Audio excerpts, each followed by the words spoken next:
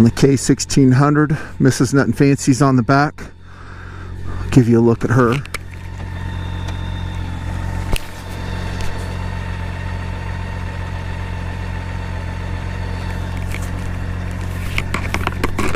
And we're not riding for fun, we're actually riding to go somewhere.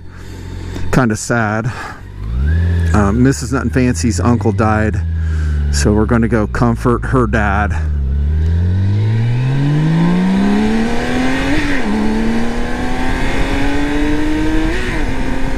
We're going down to Richfield. That's where Mrs. Nutnfancy's from. And actually, we drive this drive frequently, but I've never shown you it before, so you may see it again in the future. Yeah, it's a nice drive. We're getting ready to peel off here on Highway 70 off of I-15 southbound over to Richfield. We just came down from Salt Lake. Yeah, it's sad. So his name was Keith. He died yesterday. He's in the hospital, not doing so good. And he's the youngest of the siblings, which is really strange that he's the first one to go. Seems like in our families, a lot of deaths are happening. My brother Paul got killed last year, about 1 year ago. This is August. He died in July of 21. I still deal with that. And let's see, my sister Ann's dead. My brother Wesley's dead. My dad's dead. Paul's dead.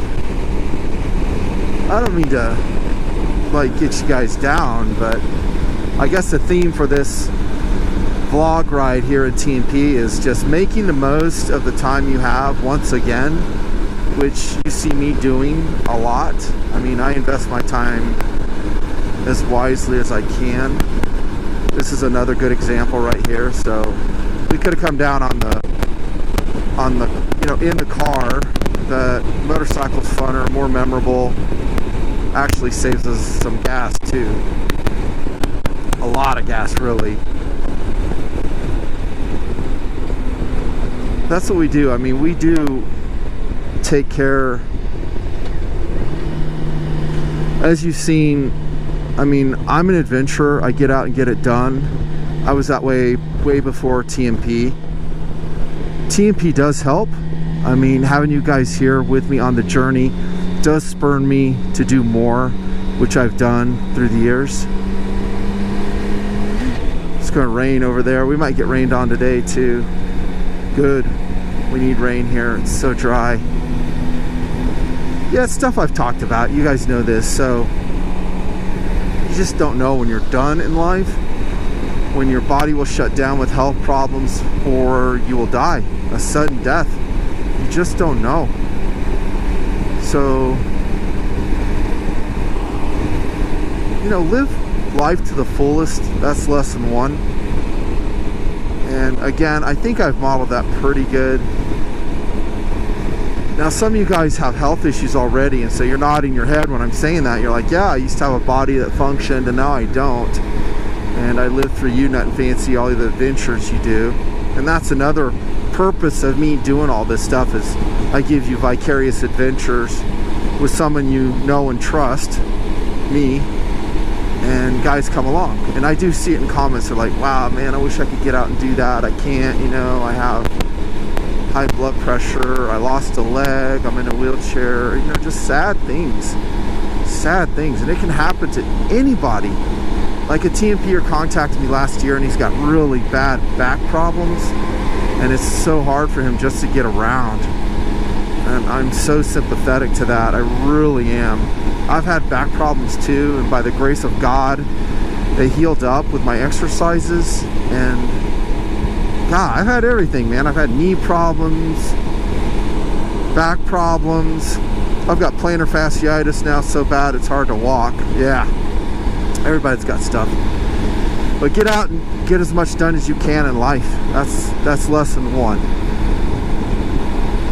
Lesson two is really work to mend your relationships with your family. Now Keith, this is Nutnfancy's uncle, not a really awesome dude in my opinion. I thought he was very abrasive, hard to get along with. He mooched off other family members. He went from job to job, never had a real career, complained about everybody, really negative in life. To be honest, I didn't like him. I always thought he was an asshole. And this is going back to the 80s when I first started meeting with him. So Mrs. Nutnfancy and I have been married since 1988. And so I got to know Keith back then, and I immediately determined this guy's an asshole. And so said the other family members too. They would say the same thing. They're like, yeah, Keith is Keith, you know, can't keep a job, yet it's always his employer's fault. You know, he's always complaining about his employers. This guy, you know, he's unfair to me, and when in fact he was unreliable at work. Again, abrasive. He didn't get along with people very well, argue with the customers. I didn't know him that good, but I knew him enough to know that, yeah, this guy is a piece of work. And then his health started shutting down a couple years back. I mean, no one should have to go through what Keith went through. He was bedridden, as I understand it, for several months in the hospital, just dying. Mrs. Nutnfancy's sister, her older sister's dead. Speaking of everyone dying, she died some years back. See, we've had some rain right through here, so we'll slow it down a bit. Yeah, super sad about her. She was young too. Mrs. Nutnfancy's sister, Lisa, so young. This is why we're wearing the Gore-Tex that we are. I don't have it on the bottom, I have it on the top.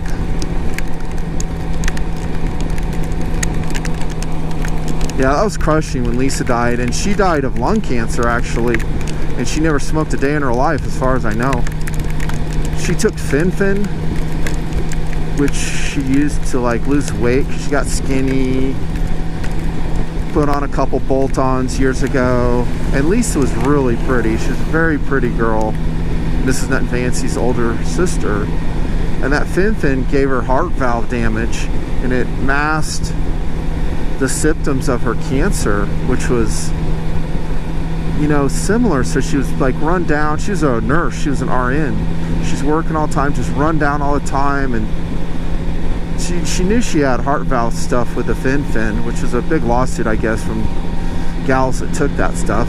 I would never let Mrs. Nutnfancy take that. I was like, no way, you're not taking that. She never has. But she was run down all the time, and then she finally went in and said, I don't know what's wrong with me. I don't know if it's the heart or what. And then they found out she had cancer. It was just crushing. And I bring Lisa up not for any sympathy or anything. I mean, everybody goes through family losses and stuff, but I go through it, I'm talking about it because of repairing your relationship with your family. So Lisa had some time. I mean, she didn't pass immediately, and that's another thing. She did suffer. It was very sad. But Mrs. Nutnfancy and Lisa were on really good terms when she passed, so that was good. They were actually on pretty good terms most of their lives. Lisa was Lisa. She was kind of a party girl. Let me make sure this is filming.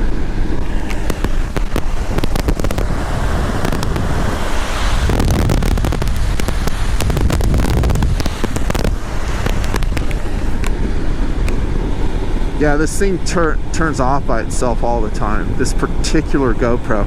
Look at these guys, dude. Cops. Let me do a report here. Golly, there's 4 UHPers, dude. I got no wasers giving me reports on those douches. I know. Yeah, there's 4 of them. Mrs. Nutnfancy's on the phone talking to me. Yeah, 4 of them. Jeez. If you guys don't know, we're not big fans of Utah Highway Patrol. We think it's an asshole agency that Holy crap, don't get hit, dude. Dude, oh gosh, that was fucking close.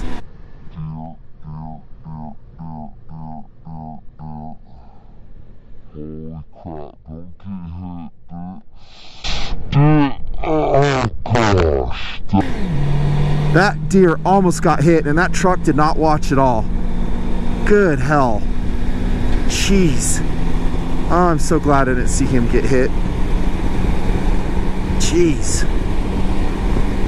Once again, TMPers, gotta pay attention all the time. Nutnfancy, I cannot believe your adventures on the motorcycle. I'm so glad we're with you. Well, I'm glad you saw that too, because this is what we put up with. And when you bike, especially in this area, you gotta watch out. And this is odd that that buck is active. It's 12:50 in the afternoon. 12:50. Here's another damn cop up here, dude, harassing people. So when we come back, we'll have to make a note. These guys are working this section right here. Yeah, I can't believe that that buck was active right then. It's 12:50 in the afternoon. He goes, it's a buck, not a doe. He goes booking right through there. What are these guys doing? They are harassing people, dude. See, this is what I'm talking about, guys. You see that? How asshole-ish Utah Highway Patrol is? What are they doing? They are searching cars today. There are seven Utah Highway Patrollers working this area right now. Assholes. What are they doing? Enhancing public safety? No. They're not. They're just harassing people. By the way, if you guys ever get pulled over by the cops, I don't care who it is, never ever give them permission to search your vehicle. If they press the issue, say, I'll tell you what, you can get your search warrant, but you cannot search my vehicle, and don't ever give them any probable cause, because legally if they see something that's suspicious, like an open container, maybe if you live in an area where certain guns are illegal, if they see pot or anything like that, they can go ahead and search, because now they have probable cause. So hide everything, cover everything. I'm not saying you guys have any of that stuff, and you probably don't, but I'm just saying don't give any probable cause to these morons. I'm sorry, not morons. There are some good agencies, but UHP is not one of them. They are assholes. All they do is harass people. We'll drive along, and there'll be broken down cars on the side, and a Utah Highway Patrol goes right past, doesn't help or render assistance. Boy, they're Johnny on the spot with their radar traps and ticketing people. Yeah, I'll rant about this over and over again. Sorry, guys. So that was an eventful canyon right there. Deer coming across, cops harassing people, doing unwarranted searches, probably. I don't know for sure, but it seems that way.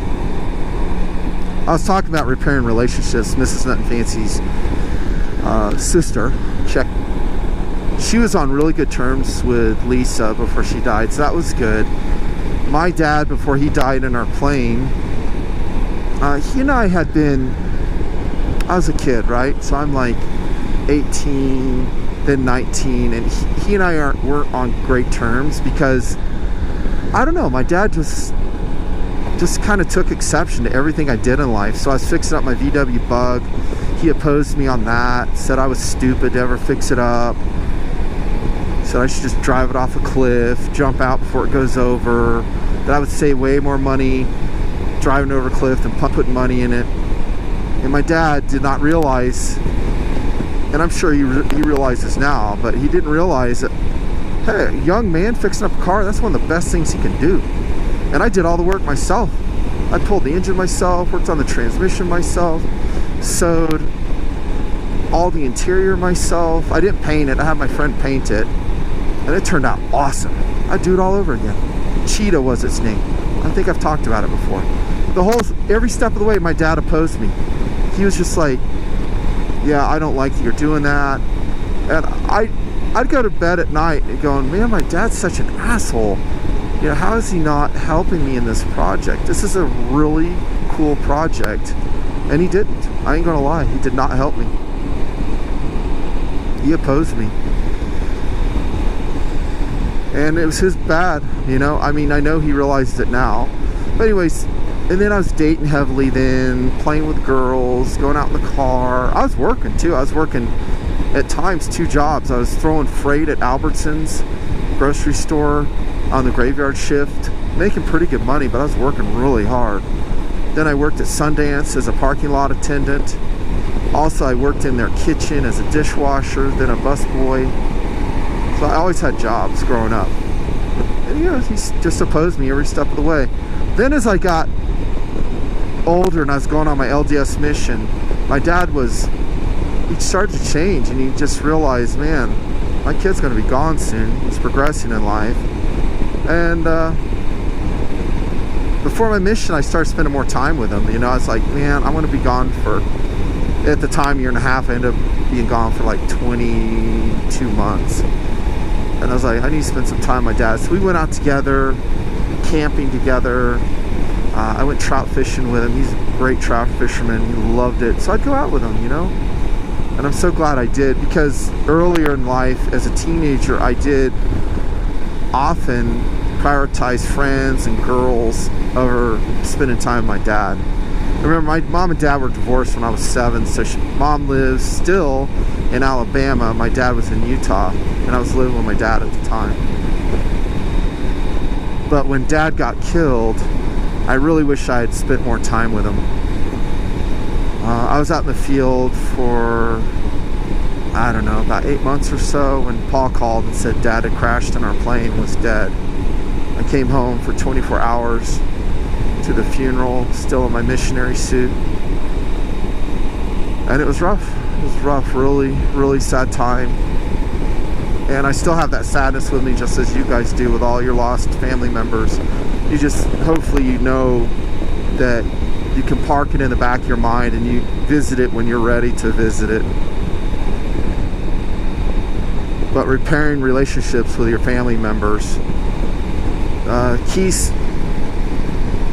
daughter, we saw some of her posts, and she was saying the same thing. She's like, I'm so glad I was able to spend time with my dad last few months of his life, because we had not been on good terms, like is frequent with our families, right?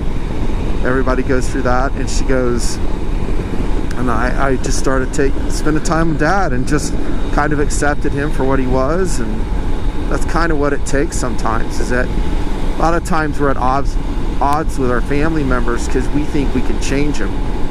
They're doing things that we don't approve of. And oftentimes I think you and I, we want the best for our family members, and we're actually seeking change that will be for their betterment, but they won't do it. Maybe it's alcoholism, drug addiction, whatever. And it's frustrating for us, and some of us choose to just separate from that family member because it's too much pain. You know, seeing them self-destruct, doing stupid things, making dumb job decisions, and it's frustrating. We just like go, I can't deal with this anymore, man. They don't listen to anything I say. I've been proven right multiple times in my counsel with my family member, my dad, my sister, my son, my daughter, and they just keep doing stupid shit. And we just get numb in life, and we just go off in the corner and lick our wounds, and we're hurt. Our feelings are hurt, and we have love in our hearts for that person, and we try to tell them, like, hey man, I'm not doing this to criticize you. I love you, and I'm just doing it to help you, and I just want you to be happier. And they don't get that. They think you're trying to control them, and so off we go. And those family relationships sometimes suffer a long time because of it. What I'm saying here is that have the strength to take the high road. And I'm not going to fault you. I'm not going to fault me for maybe separating for a while from that hurtful relationship. And maybe it's so damaging to you, caustic to you, that you have to maintain separation. So that's your decision. Because I don't know your situation. I have had T and Peers contact me in Patreon, and we've had discussions via text. And they go, yeah, my dad's such and such. I can't be around him. It's damaging to my wife, to my kids. He insults my wife. he's an alcoholic, and in that situation you're better off just maintaining that separation. But always be open in life when you can repair the relationship, because again, what I don't want for you guys or me or Mrs. Nutnfancy is that our loved ones die and then we have regrets. You hear a lot about hell, right, in life, that you go, well, I want to live a good life because I don't want to live in hell. I don't know if you guys know this or not, but I want to tell you right here, and it's kind of spiritual. Much of the so-called hell that you'll experience after death will be regret. That's right, regret. That you will have wanted to have done something you didn't, and you're going to live with that for the rest of eternity. And this mortal life we're in right now is so short. I'm telling you, try to minimize that regret, whatever it is. And a lot of it can come from your relationships with family members that you regret you didn't spend more time with them and take the high road, be the adult in the relationship, and just say, you know what, I love you no matter what. And you give that unconditional love, and you just do your darn best to give unconditional love to that person as Christ would do, as he does with us. That is one of the greatest joys in life, that you can live unconditional love and give it to people, not just your family, but to everyone. If you can live a life like that and you just love everybody, you're going to be so happy in life. You're going to be so happy when you pass on to the other side, because you'll say, I lived a good life. I influenced people for good, and I did what Christ would do in every situation. That's really what I want for you and I, for everyone in the world, is that we give that unconditional love to people, especially our family members, and yes, even our estranged family members like Keith. And it may not be a big thing. It's not like, you know, you do this huge thing like, hey, come move in with me. I'm not saying that.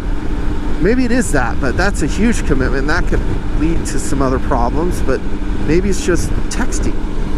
Hey, I'm thinking of you. How are you doing? Is there anything I can do to help you? Maybe sending a few bucks here and there to help them out. Maybe it's giving a phone call a couple times a year. Hey, I'm thinking about you. What's going on? And just listening. A lot of times people just need to know that people will listen to them, and they need to vent. They need to discuss things. And be a good listener. Be a good listener to your wife, to your husband. Listen to what they say. Care what they have to say. Well, at least pretend to care. like I said with Miss Nutnfancy. I mean, she'll go into these discussions that, dang, it's a lot of detail, and people I don't know, never will meet, don't really care about. I'm sorry, I'm trying to, but I don't right now. But I'll pretend to listen. People need to be listened to. Maybe it's giving some flowers. Maybe it's dropping by with a gift card to McDonald's or something like that. There's lots of little ways you can show love to your family members who might be estranged. And then when everything's said and done, you'll be so glad you did it. So with my brother, for instance, Paul, I've talked about this before. I don't want to go all into our relationship again. Watch all the videos. Every video that I make, you'll be surprised at where philosophy will crop up. It might be in a watch review, philosophy video, of course. It could be in a gun review. It could be in a motorcycle video, which, by the way, I'm doing a lot of philosophy in the motorcycle videos. So everyone should be watching the moto vlogs. So with Paul and I mean, we were on really good terms last 2 years. And I did exactly what I'm preaching to you guys. Because I had issues with my brother. He's always jealous of me. He prevented it. He made that jealousy a central aspect of his relationship with me. And he never would show weakness to me. Things would be going bad in his life. He'd be going through a divorce. I'd call him up like, how you doing, man? Are you doing okay? And he's, oh, I'm fine. I'm great. He could never show that he was suffering to me, his little brother. And there are other things. But a couple years before he died, I was like, damn the torpedoes. He's my brother, my only brother that's living, and I love him despite everything. And I'm just going to accept him as he is, and I'm going to visit with him. So the little thing I did with Paul is we would go to lunch. we went to lunch together, not frequently, but I tried to do it as much as I could. I'd go up and visit him in Park City. He was the battalion chief up there. And I'm so glad I did. So when Paul died, I had that peacefulness in my heart that was a relationship that I repaired. And man, I was so glad I did that. When his son called me up and said, my dad is really, really hurt. Can you come to Oregon? And I did. I drove up to Oregon as soon as I could. So glad I did that. And that's also sadness I'm packing around with me, just like you guys are. Thinking about Paul. I mean, I could start crying right now if I really dwelt on it. Of all people, that my Superman brother's dead. I just cannot believe it. Cannot believe my brother's dead, man. I cannot believe it. I wrestle with all the time. I cannot believe my damn brother died.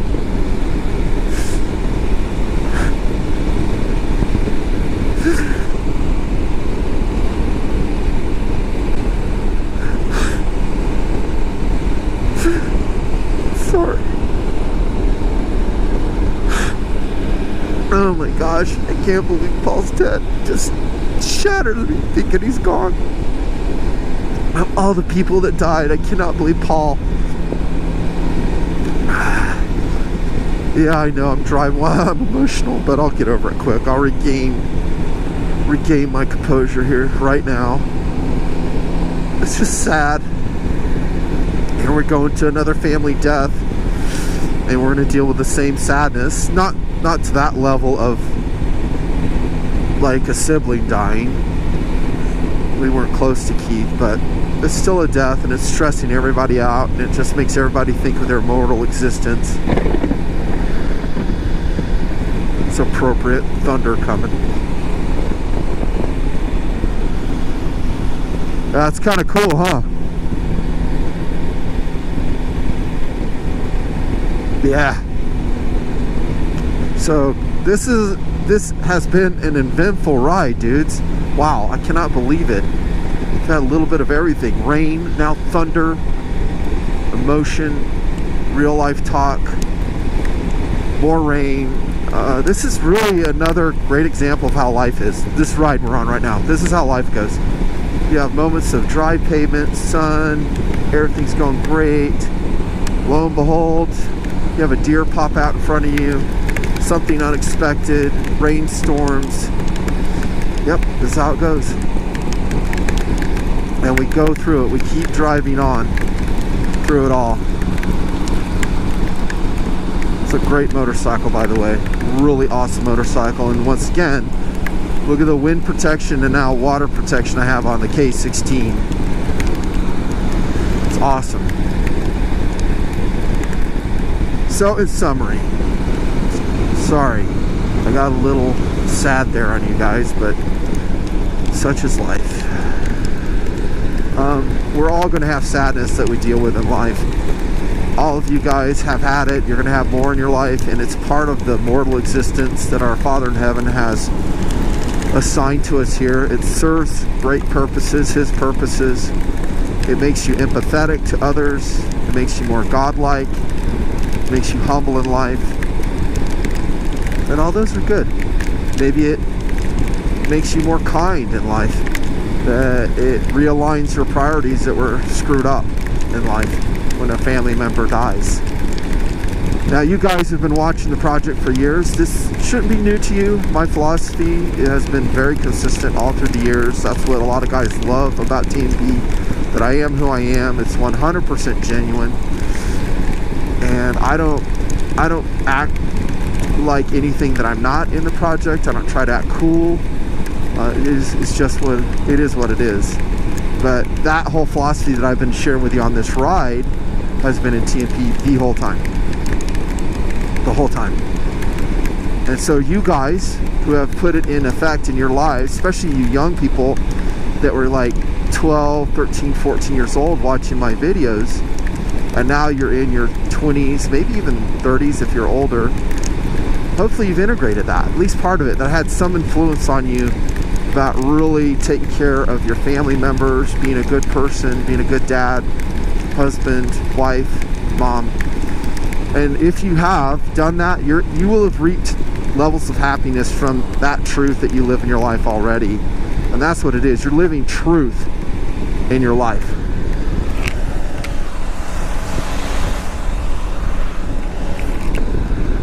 You're living truth. And that truth just keeps you happy.